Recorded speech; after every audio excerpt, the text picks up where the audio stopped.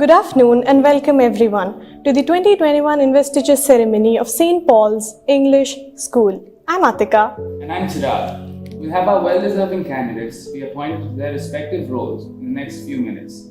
So I invite you to sit back and enjoy the show.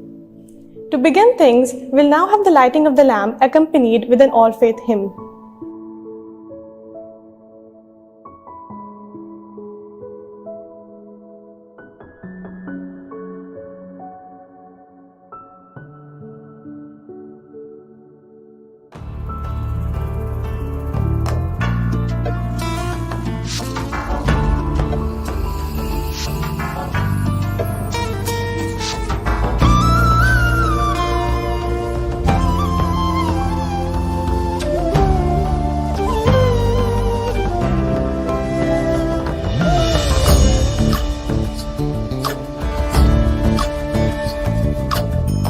Chandrachud Shivshankar Parvati रमणाय निनगे Namo Namo Chandrachud Shivshankar Parvati Ramana निनगे Namo Namo सुंदरधर विरागधर सुंदरधर विराग धर गंगाधर गज चर्मांबरधर गंगाधर गज चर्मांबरधर Chandrachud Shivshankar Parvati Ramana निनगे Namo Namo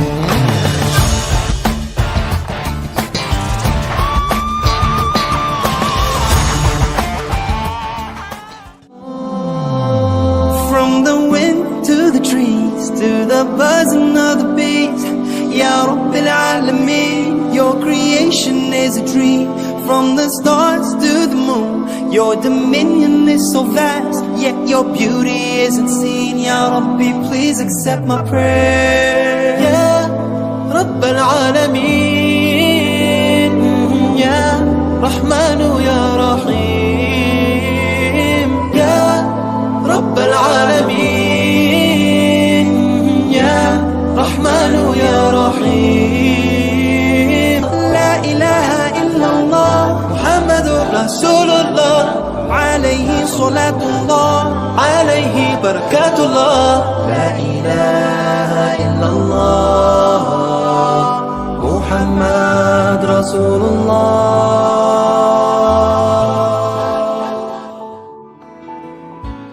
My comfort, my shelter, tower of refuge and strength. Let every breath, all that I am, never cease to worship you. Shout to the Lord, all the earth, let us sing. Power and majesty, praise to the King. Mountains bow down and the seas will roar at the sound of your name.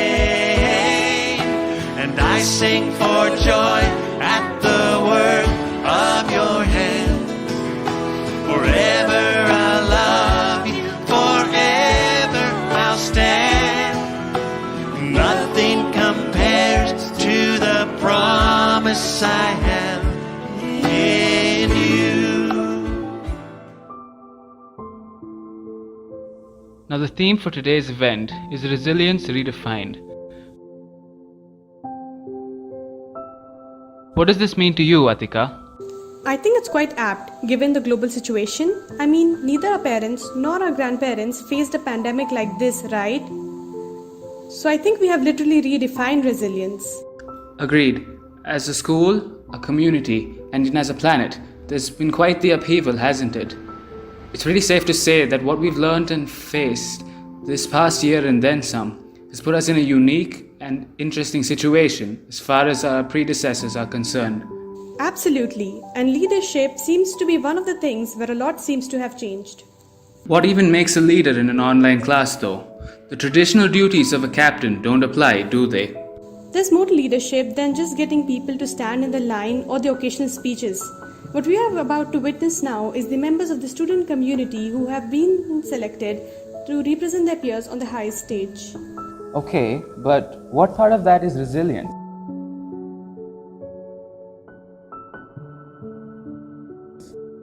It's not easy, and I'm not just talking technical glitches. The general lack of face-to-face events makes things trickier than they should be. And events like the annual day where the cabinet plays a big part are simply no more. They've got to find ways to adapt and still play their roles to the best of their abilities. So that's resilience and its new definition. Yeah, resilience redefined. I have a feeling that these folks might have a bit of a hard time on their hands, the way that you're putting it. Nah, I think they'll have fun.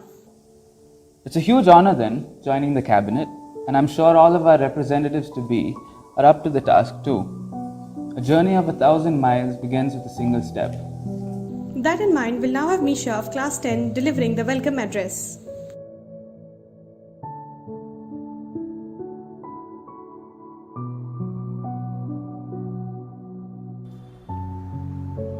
Good day, dignitaries, parents, and Paulites. On this momentous occasion, I feel extremely honored to welcome the gathering.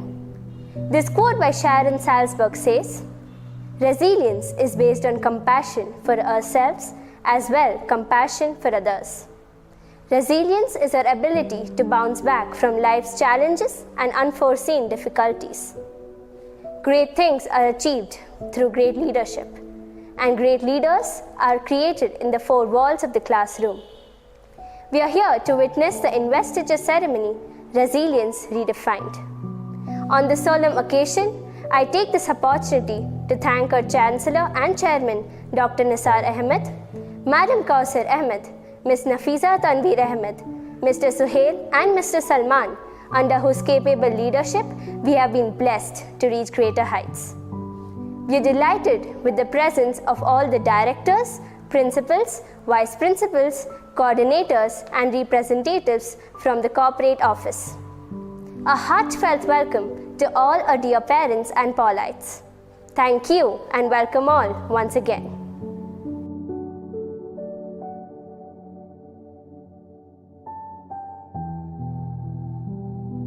Thank you, Misha. And with that, the proceedings for today are well underway.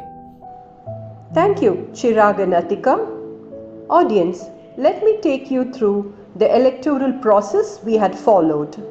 This process was well drafted and executed by the following people to whom we are extremely thankful. The computer department led by Ms. Namrata and our senior cabinet under the leadership of Taisir and Siri. The 7 steps to the process were: Step 1, setting the election framework and calling for nominations. Step 2, candidates send their logo with tagline to the principal. Step 3 was to assess the candidates and decide the voting process. Step 4 was canvassing live or with pre-recorded videos. Step 5 was the pre-election mentoring session and setting ground rules for elections and voting. Step 6 was the panel interview and emotional quotient test to analyze critical thinking, creativity, confidence, and clarity of thought. And the final step and the final results were declared based on the following weightage: 50% score allotted to the number of votes, 25 to the emotional quotient, and 25 for the panel interview. And that's how we have chosen the newly elected cabinet members. Thank you. Sam Walton mentioned, outstanding leaders go out of the way to boost the self-esteem of their personnel. If people believe in themselves, it's amazing what they can accomplish. Here we have the head boy, head girl, and the captains who believed in themselves and in their strengths, waiting to formally take responsibility. It is Thaisar who smilingly takes his responsibilities as the head boy, a young man capable of taking a school with a strength of 2,100 students. Please watch Siri, our head girl and also a member in the choir, ready to take position and lead her juniors. She is a leader by example. The quiet little boy, Yasir, takes his responsibility with pride, and he knows that with his silence he can conquer St. Paul's. Misha, the multi-talented girl, ready to do any task given, is also set to take her role with pride. Thank you, ma'am, and thank you, captains. Remember the quote by Thomas Jefferson: "In matters of style, swim with the current. In matters of principle, stand like a rock."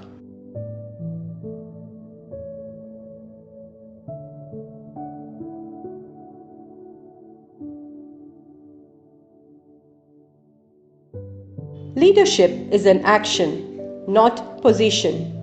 The newly elected cabinet know it so well, and they are all set to solemnly promise to abide by the rules and regulations and, with resilience as their weapon, lead the juniors through this new normal. Vice Captain's oath position.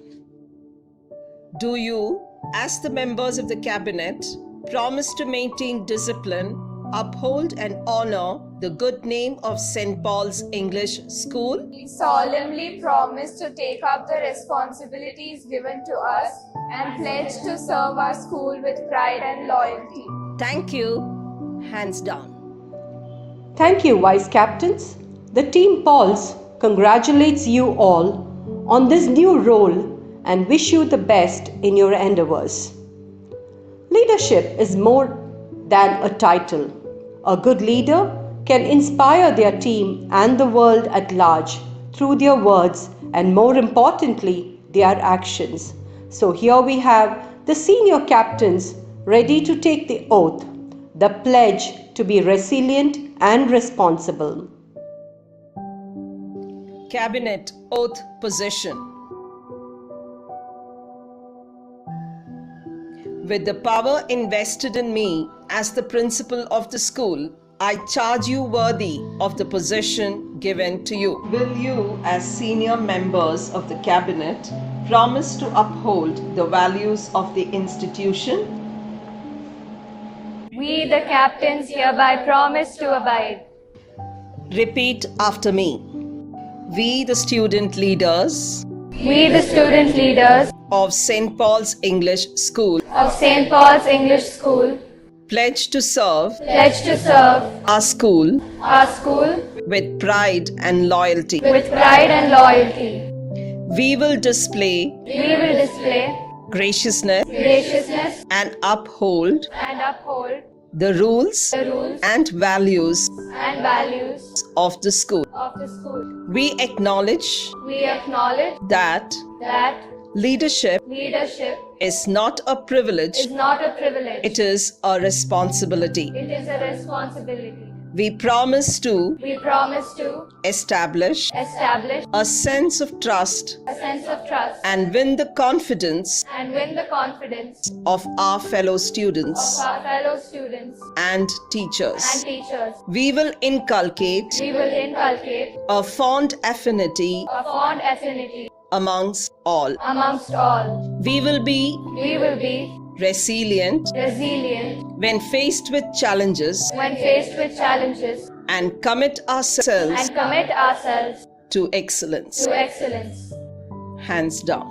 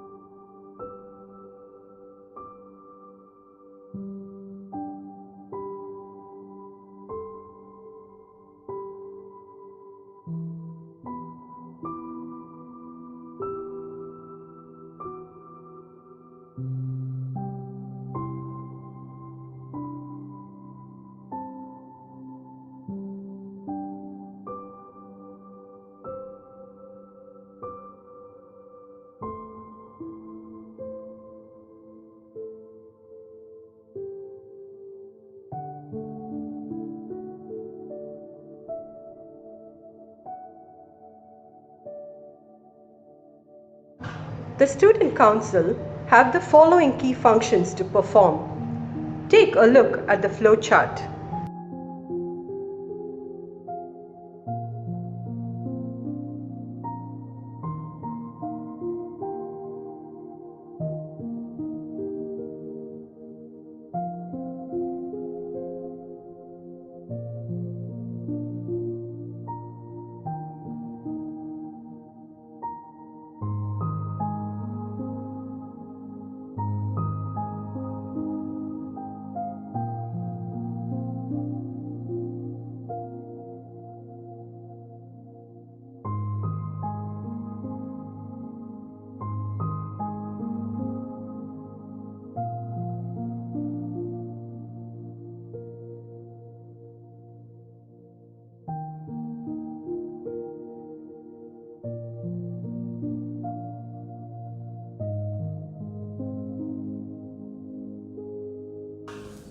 Next up, we have the St. Paul's English School Choir performing the song Love Can Turn the World, originally by the Gaither Vocal Band. A beautiful selection with gems of lyrics such as, if coal can turn into diamonds and sand can turn into pearls, if a worm can turn into a butterfly, then love can change the world. I'm proud to present our wonderfully talented choir.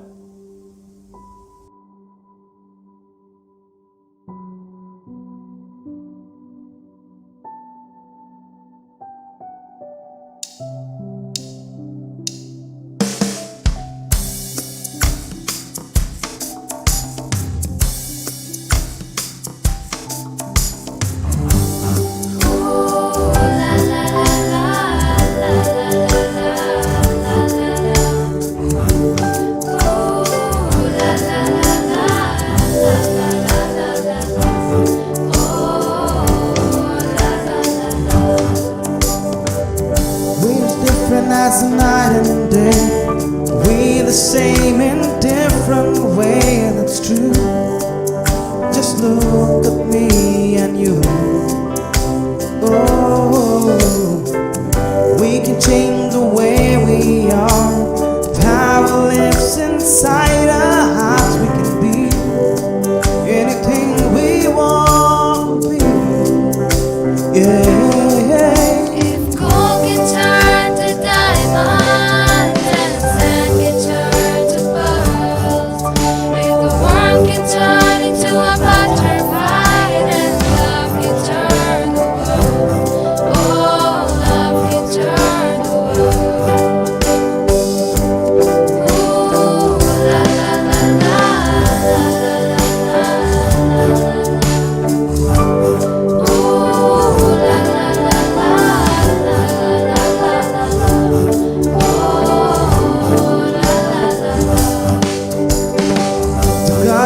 You made a song, big and little, short and tall, it's fine, cause it takes all time. Yeah. If he made us all alive, it surely be a boring life, but he knew what a little time could do. Whoa, whoa, whoa, whoa.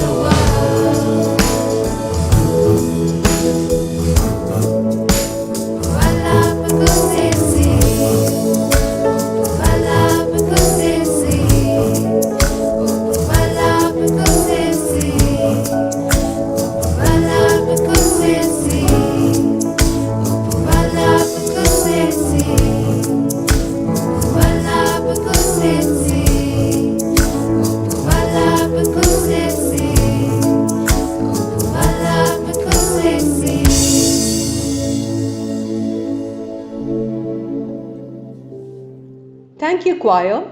That was indeed melodious. I'm extremely honored to introduce the chief guest for the day, Mr. Dilip Thakur.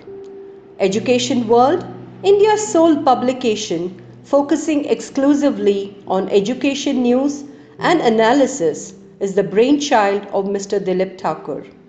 He is the publisher and editor of Education World magazine. It has an estimated readership of 1 million people and organizations per month.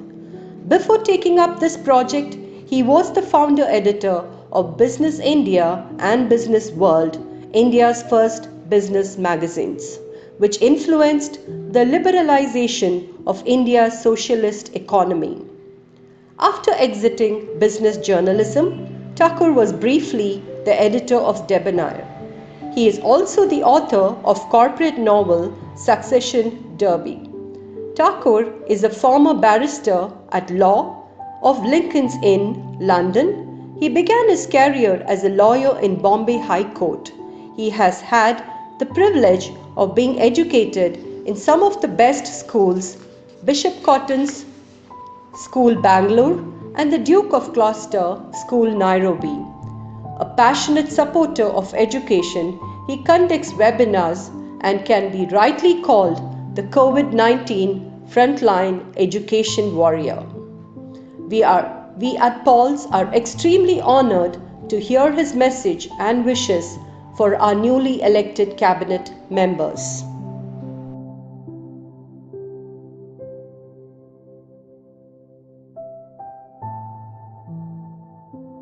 Good afternoon, sir. It's a pleasure to sit with you here today and have you share your words of wisdom with us. We saw your TED Talks and your multiple interviews, which we found really thought-provoking, and we came up with a few questions we want to ask you today based on some of the stuff you mentioned. Let's begin with the first one. Okay. Who or what is the source of your motivation? You founded Business India and now you've gone on to find Education World. So who is the source of your or what?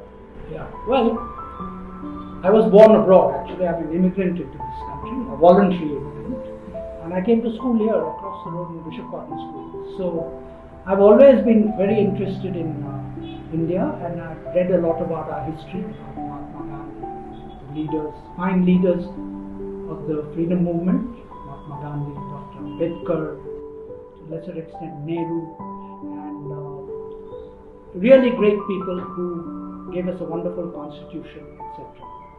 And the motivation was, I was a student in India and then later in England when I returned, that India had not shown sufficient progress as to why such talented people, Indians are very talented, because I lived all my life abroad and everywhere I went, Indians were successful. Like I was born in Africa, East Africa. The whole country was run by Indians. The economy, the drivers of the economy were Indians.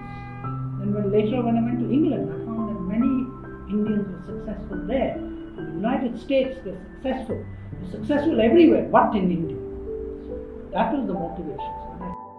Moving on to our next question.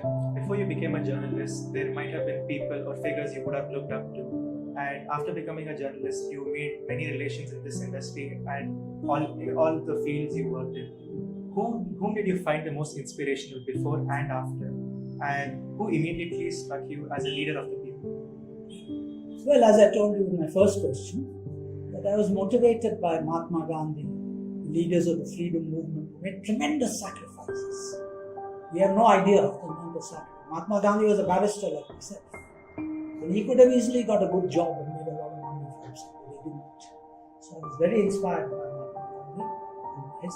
I was most inspired by the way he could think laterally. He didn't think in the conventional way. To take on the British, and everyone laughed at him when he started. When he said, I want to take on the British Empire. Everyone laughed at him. But he did it in his own unique way. So I think I was inspired by him to learn to think in a different way. There are different ways of solving the problem. So I think he was, to that extent, he was very inspiring. Dr. Ambedkar was very inspiring. Because, the way the Dalits and the scheduled castes, the humiliation they had to endure for thousands of years. It's so poignant and disappointing. And that he was able to raise them up and do it in a very dignified way through his education. He was a highly educated person. So these are inspiring people. There are many others inspired leaders of industry like G.D. Birla, who became like a bad word after we became a socialist country. All the leaders, J.R.D. Tata, I knew all these people well, I've written stories of them. I was very inspired by their entrepreneurial skills, risk-taking ability. They didn't go and take a safe job. Our next question for you today is, from your experience in various fields like business, journalism and law, what is your advice for our generation? Yes, very important question. Good question. Well, my advice is, of course, first thing is you must continuously keep learning. See, don't, our education doesn't end when you leave school or college. A lot of people think now it's all over. No, that's wrong. So we have to keep reading all the time. You have to be interested why things don't work. You have to try and get to the root of things. If our education system isn't producing brilliant people, then you have to apply your mind and say, why not? You have to, and now with the internet and all, you can do a lot of research, which we never had that. My generation never had that advantage. But you can do a lot of research and get to the bottom of things. And so my advice to the next generation, you have a very onerous responsibility, like I said in the previous question, to make India a rich and prosperous middle-class country again. Yes, those are some truly inspiring words for our cabinet. That's all we have for you today. So it's been a pleasure talking to you, and the words you shared with us really resonate with everyone who joined us here. So thank you. Thank you for providing us this valuable opportunity, and thank you for having us. Most welcome. It's a pleasure. Thank you, sir. That was indeed inspiring. Goodness of God is unlimited, does not end. Let's listen to the choir singing the goodness of God.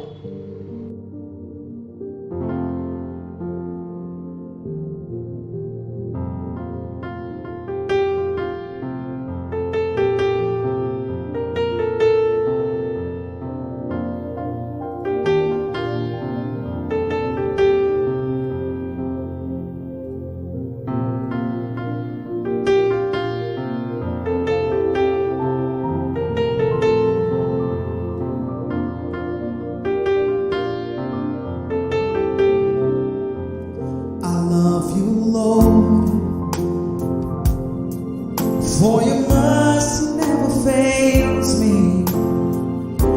All my days I've been held in your hands. From the moment that I wake up until I lay my head, and I will sing of the goodness of God. All my life you have been faithful,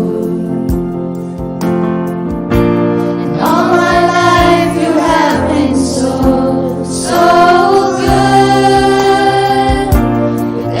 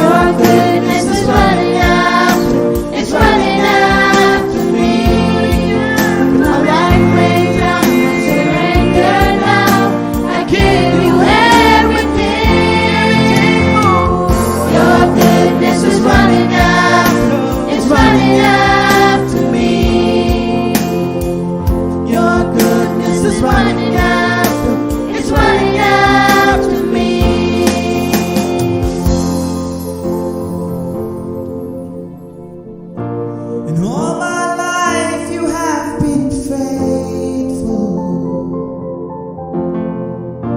And all my life you have been so, so good. With every breath that I am able, and I will sing of the goodness of God. And I will sing of the goodness of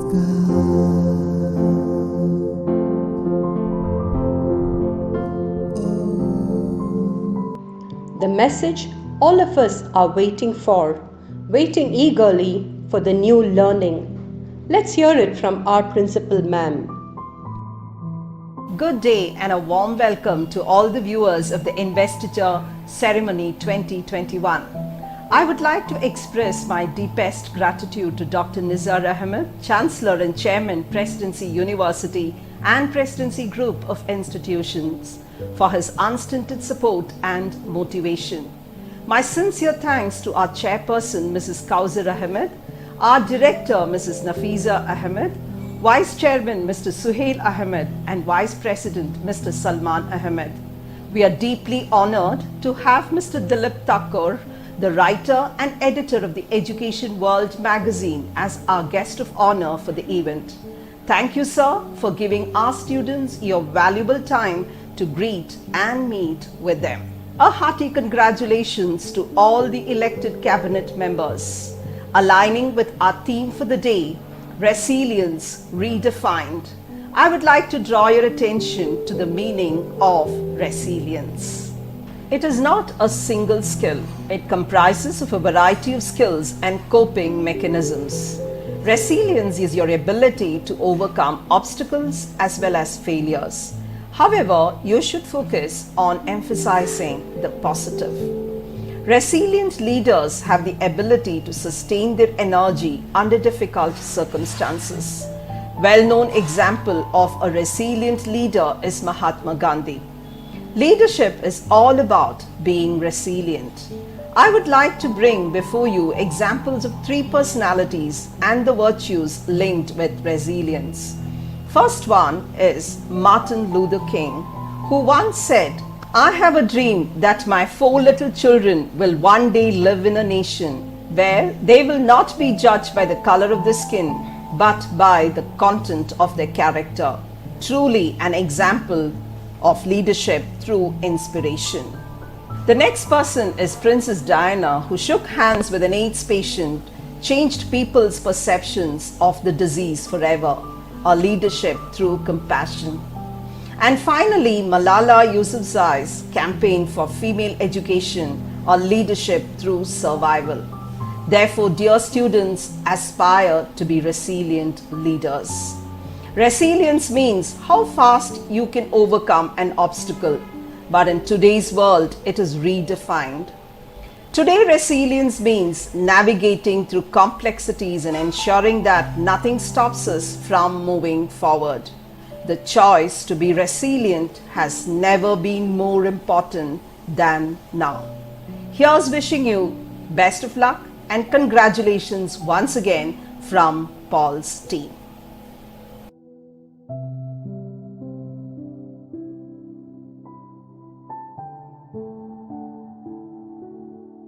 Thank you again, ma'am.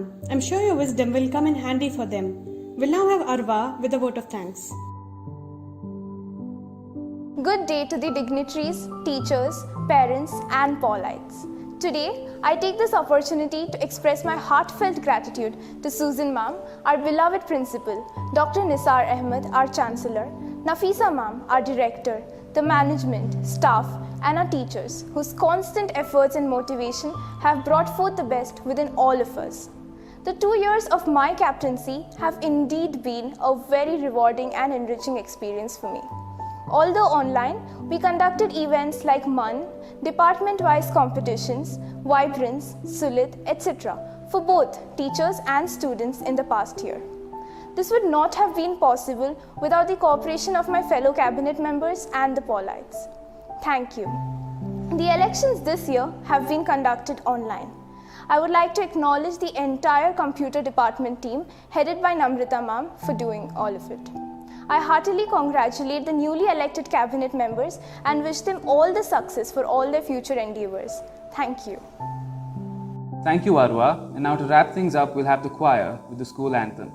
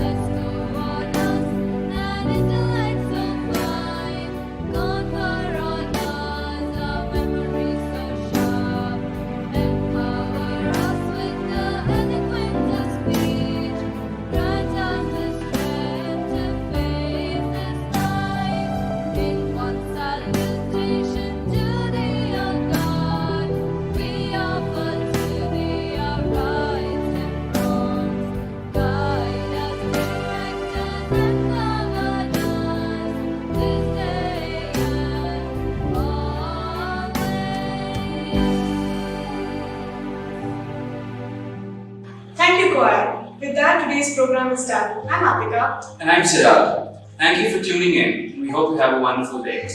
Bye.